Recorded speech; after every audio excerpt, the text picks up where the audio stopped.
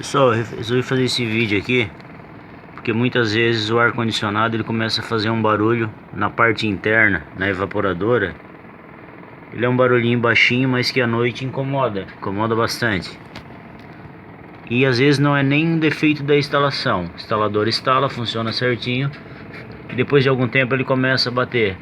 O que acontece? Tem um espaçozinho que sobra entre a parede e a evaporadora, e às vezes ele começa a vibrar e repassa e começa a fazer esse som. Vou mostrar com uma técnica simples como é que resolve. Um pedacinho de esponja, vou tentar filmar e fazer ao mesmo tempo para vocês verem que o barulho vai parar.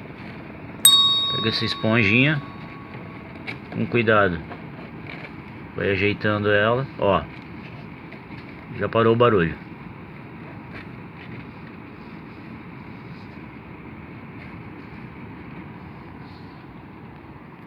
Depois é só ajeitar melhor para fazer um acabamento. Resolvido o problema, pessoal. Fechou? Valeu.